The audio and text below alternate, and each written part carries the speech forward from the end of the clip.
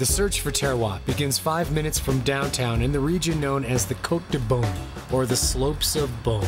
While the Cote du Beaune is known for both excellent white and red Burgundy, it is Chardonnay that reaches its highest potential here. Just north of the Cote du Beaune is the Côte de Nuit, a region where the Pinot Noir grape reigns supreme. Together, these two areas comprise the region known as the Côte d'Or, the Slopes of Gold, the most famous little strip of vineyards in Burgundy and possibly even the world.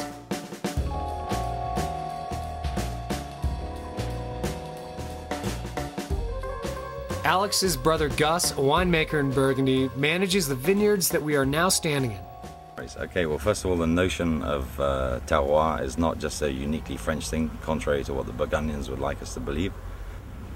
Here in Burgundy, you'll see, for a start, the first thing you'll notice is that the vines are very, very close together. The reason we do this is because we want to overcrowd them a little bit and force them to grow their roots downwards into the soil. We don't want them spreading out like you do in the States or South Africa or Australia or wherever. We're trying to get the roots down into the mother rock. The soil here is not necessarily very deep, but what we're looking for is the vine takes up as many minerals from the mer roche, the mother rock. In this case, it's limestone.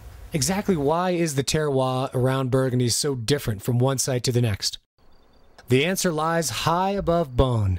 There, a limestone caprock layer continuously breaks off and erodes into the lower valleys below, resulting in the sporadic concentrations of limestone found in the Côte d'Or's best vineyard sites.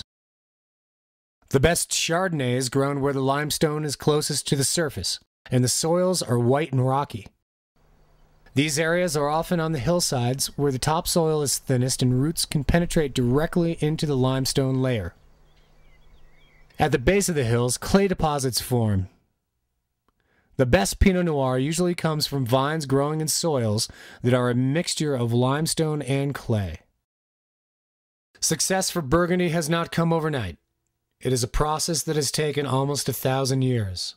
Clive Torr, who owns vineyards in South Africa and Burgundy, explains. The Romans figured it out. Where there was white soils, they plant white grapes.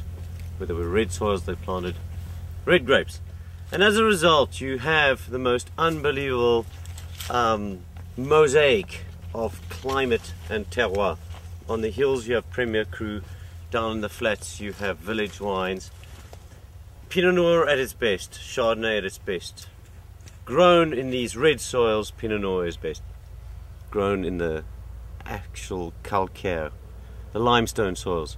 You can't get better, and that's why Burgundy is the holy grail of winemaking. It's a place to express maximum flavor. Folks, this is the great terroir of Burgundy. The Côte d'Or, the Slopes of Gold. Incredibly good smell, therefore the wine must also smell good.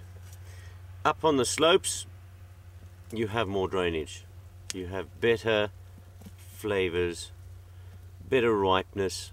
You have the stones which allow drainage, and down in the valley you have more moisture, fatter grapes, more obvious. Aspect is very important here, orientation towards the sun. So terroir is very specific, it translates into the flavor of the grapes.